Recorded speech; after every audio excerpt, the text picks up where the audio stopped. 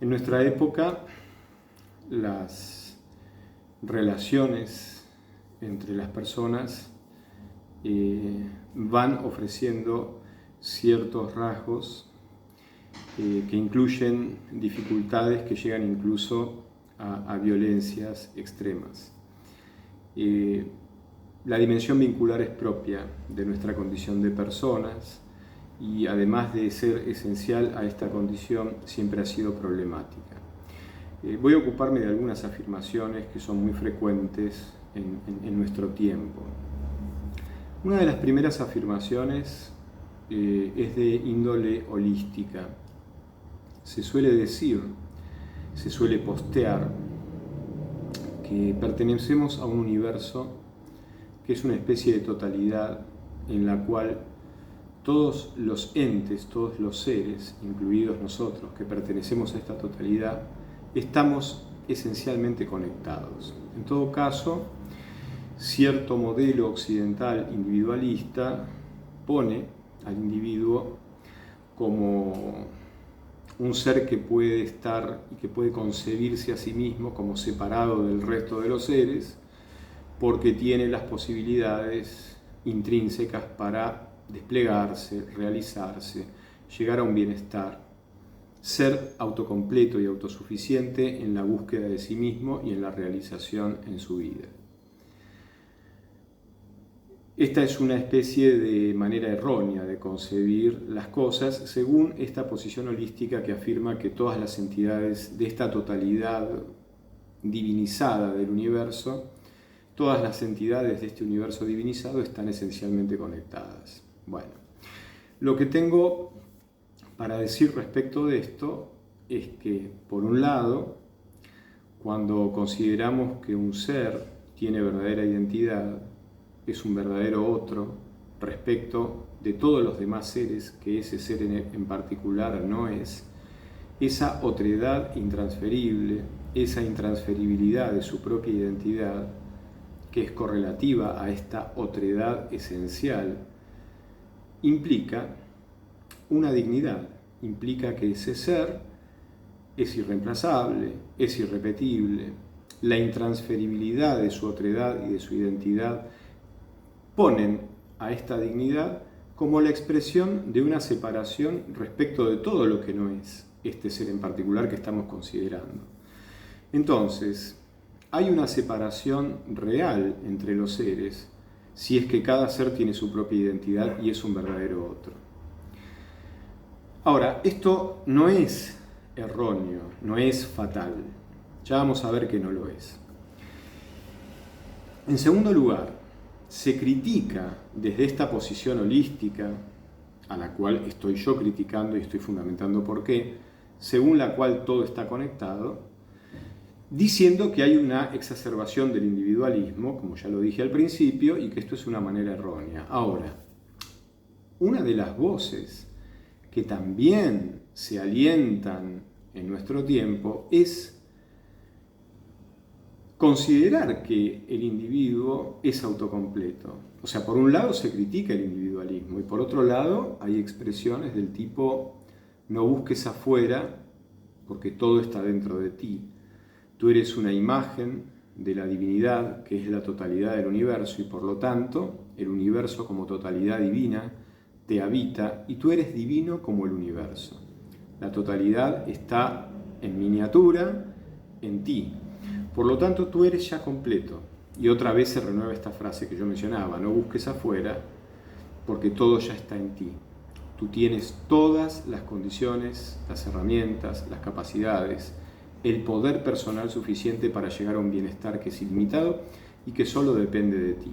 Esto está muy unido, por ejemplo, a estos consejos que tienen que ver con el desapego. Hay que desapegarse de todo aquello que imposibilitaría que yo logre esa cumbre de bienestar, ocupándome, prefiriéndome siempre, priorizándome siempre, porque en el fondo esa es la gran meta que está por encima de cualquier otro propósito. Y yo cuento como individuo, se dice erróneamente, pero se dice, con todas las herramientas que necesito para llegar a este bienestar individual. Es decir, que acá hay una contradicción absoluta. o se critica el individualismo o se afirma el individualismo afirmando esto último. Otra de las cosas que aparecen en nuestro tiempo es este rasgo de la inmediatez. El otro día estaba de pronto en una propaganda de Facebook, aparece un muchacho bonito sueco que explicaba cómo él había aprendido el español y entonces quería enseñarnos, a los que hablamos en español naturalmente, quería enseñarnos un nuevo método para aprender el inglés de manera inmediata. Y lo particular de su propaganda era que él tenía un libro de gramática española que lo incendiaba. Es decir, no importa la gramática, el mensaje es que la gramática es algo no solamente secundario, sino inútil, que además nos posterga, como si estuviéramos apurados, voraces de aprender el inglés. Vamos a responder a estas cosas añadiendo una última cosa más. Hoy en día en las discusiones de género aparece la autopercepción como un criterio suficiente para validar una identidad. Entonces, vamos a empezar por esto último. Nosotros somos seres, como personas, que personare, o sea, resonamos.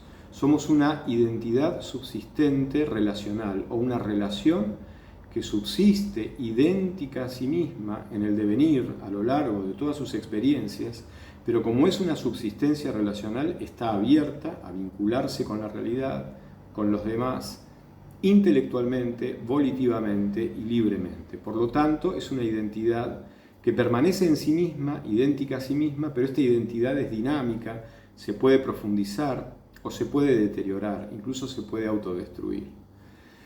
Entonces, esta dimensión espiritual, que no es reductible a una dimensión energética, material o vibratoria, lo energético, material y vibratorio se reduce a una predeterminación causal de acciones y reacciones, causas y efectos. La dimensión espiritual trasciende esta dimensión energética, material y vibratoria, porque está constituida por la inteligencia, la voluntad y la libertad. Entonces, tenemos el regalo precisamente de autopercibirnos, de la autoconciencia, según la cual estoy ante mí mismo, puedo tomar distancia ante mí mismo, contemplarme, mirar mi pasado, revisar escenas de mi biografía, proyectarme, imaginar, crear, arrepentirme, considerar las cosas que he hecho. Es decir, en esta distancia puedo entenderme, puedo percibirme, puedo evaluar mis deseos, también puedo evaluar mis propósitos, mi propio querer, y en esta distancia, ante mí mismo, aparece la libertad. También pongo distancia ante las cosas porque a medida o simultáneamente, mientras soy consciente de mí mismo, soy consciente de todas las cosas que se presentan en mi experiencia ante mí mismo. Entonces hay una distancia ante las cosas que me permite entender a las cosas, descubrir a las cosas, intentar conocerlas, relacionarme con las cosas y ser libre de las cosas. Soy capaz de atender y también de desatender. Y en esta dimensión espiritual aparece este sentimiento espiritual que capta todo este arco iris magnífico de los valores en donde se expresa el misterio del bien, que en definitiva es el misterio del amor.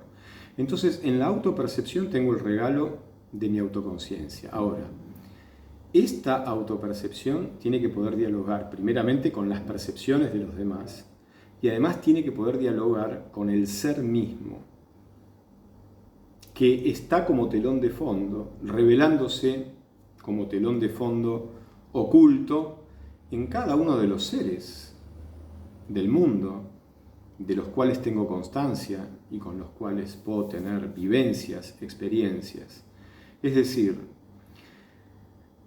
el rango, voy a decir una palabra que es problemática, pero se suele excluir lo objetivo de lo subjetivo y se suele decir que en el fondo no hay objetividad porque siempre hay un sujeto que conoce. Pero quiero decir, la objetividad es esa condición según la cual hay parámetros estables gracias a los cuales distintas percepciones convergen. Entonces, si bien mi autopercepción tiene su valor inalienable, esa autopercepción tiene que poder dialogar con las percepciones de los demás y tiene que poder servir para encontrarme con las cosas tal cual son. Uno dirá, y no es el momento de discutir esto, pero no es evasivo lo que digo, no es el momento. Uno dirá, bueno, en realidad las cosas van a ser según como las ves. Bueno, pongamos el ejemplo de El Principito y su rosa, tan mentado y célebre, gracias a Saint-Exupéry. El Principito le da tiempo a su rosa. Dice la frase, todo el tiempo que te dediqué hizo que seas muy importante, hizo que pueda distinguirte entre todas las demás rosas, hizo que pueda descubrir ese tesoro íntimo que hace que seas esa rosa y ninguna otra. Y por eso, ese tiempo que yo me he dado para dártelo sin invadirte, es el tiempo cuyo fruto es un conocimiento íntimo, profundo.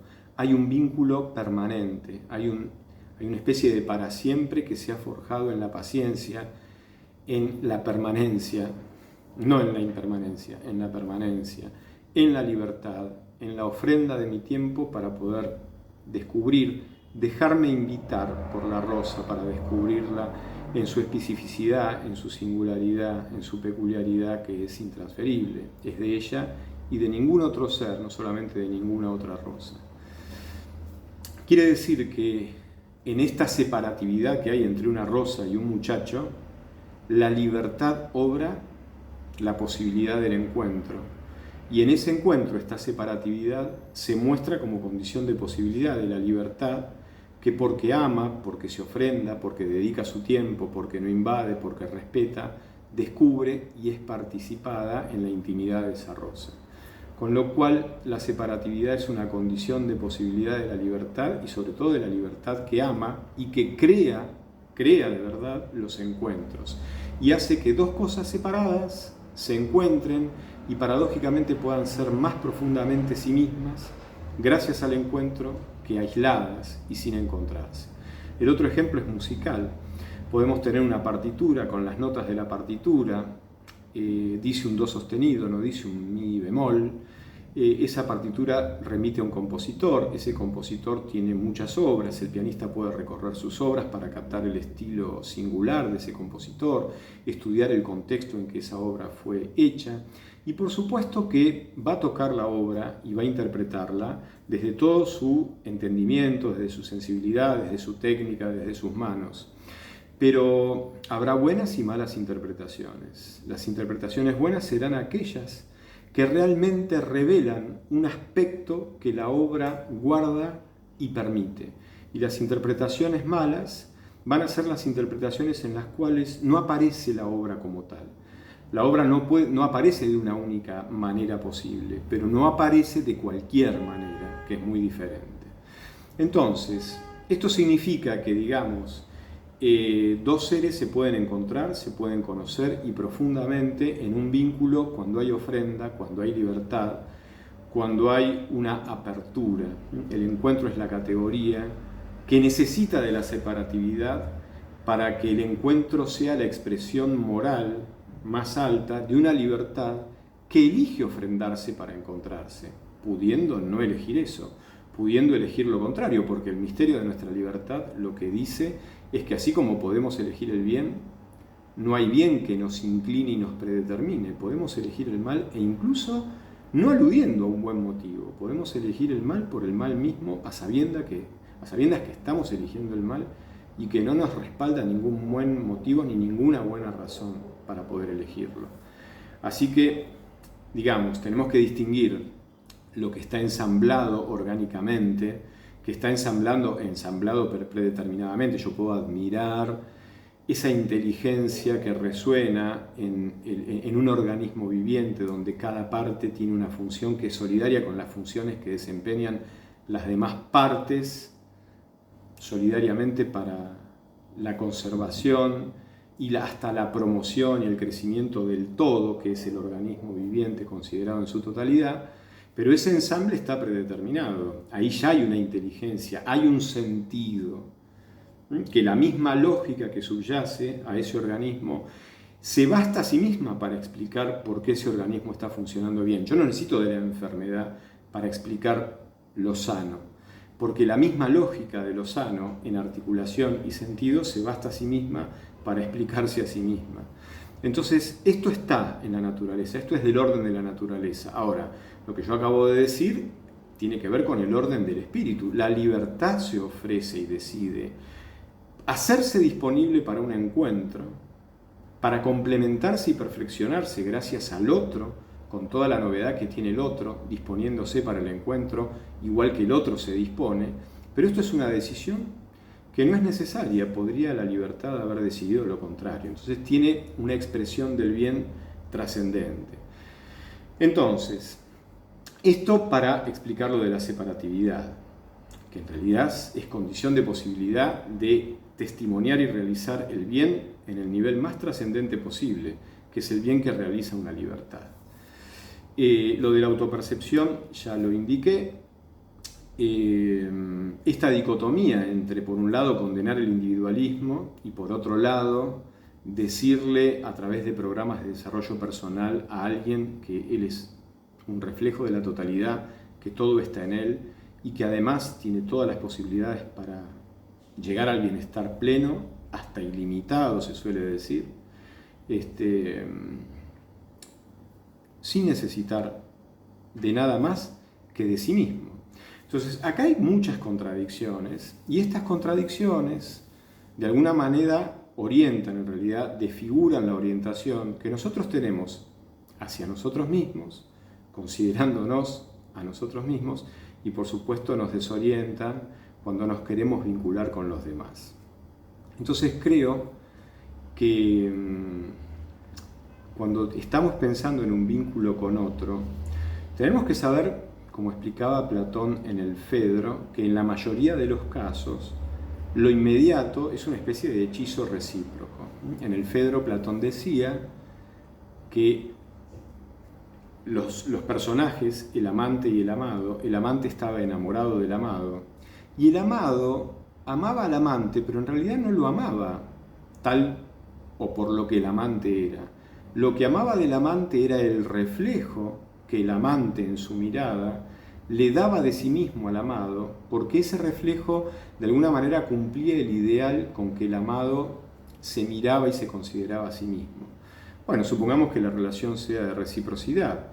Lo primero que nos sucede es que el otro nos devuelve la imagen ideal que de alguna manera estábamos anhelando que se realizara y se cumpliera en el reconocimiento de un otro, de lo que nosotros consideramos idealmente que somos.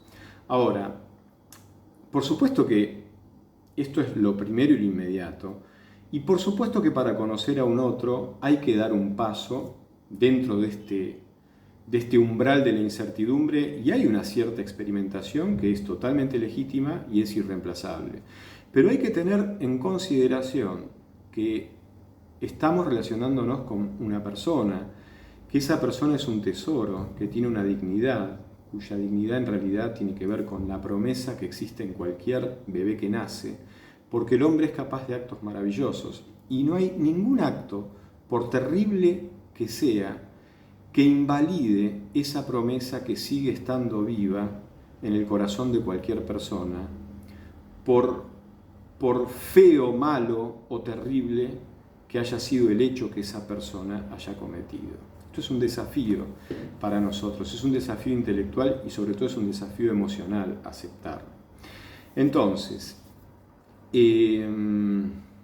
esto que estoy diciendo significa que cuando me relaciono con una persona, me relaciono con una biografía, me relaciono con una vida que en general desconozco, que tiene cosas maravillosas, que quizás ya las capté en la primera mirada, en el primer encuentro, pero que también tiene sombras, y de dos tipos, porque otra cosa que se suele confundir en nuestro tiempo es el mal con la sombra, que es lo que está guardado e invisibilizado en el inconsciente. Bueno, eso existe, pero además la otra sombra es una sombra que proviene del acto libre de elegir el mal. El mal existe. No es simplemente ignorancia, el mal es lo que se opone al bien, es lo que se opone al amor, en definitiva. Y se opone y además agrede, y además destruye, y además persigue, sin nada que lo justifique y lo respalde racionalmente, en términos de buenos motivos o buenas razones. Así que una cosa es la sombra de mi inconsciente que tendré que explorar, y otra cosa es el mal como lo que contradice al bien. Esto también se suele confundir. Entonces, tenemos que tener presentes que cuando nos vinculamos y tenemos que ser responsables de esto. No perder el entusiasmo, pero decir con honestidad si después de que pasó el primer hechizo sigo sintiendo que acompañar a ese ser realmente me significa, o solamente me significa una partecita placentera, pero el resto no me importa, porque en el fondo una persona no es una cosa, no es un útil, y por lo tanto tengo que ser muy honesto cuando mis sentimientos no son capaces de abrazar un camino, sino solamente un momento. Y el amor traza caminos, proyecta expectativas para permanecer en un camino de descubrimiento, no proyecta anécdotas momentáneas. De esto también tengo que ser consciente. Y en este orden añadiría que otra de las cosas que se dice en torno a esta no separatividad holística, pero errónea, que cuando yo me vinculo con alguien, ese alguien en el fondo tenía que vincularse conmigo porque me va a reflejar algo de mí. Es decir, no me voy a vincular con cualquiera, sino con aquellas personas que tengan algo para reflejarme, de modo tal de que yo me dé cuenta y crezca en mi conciencia de mí mismo.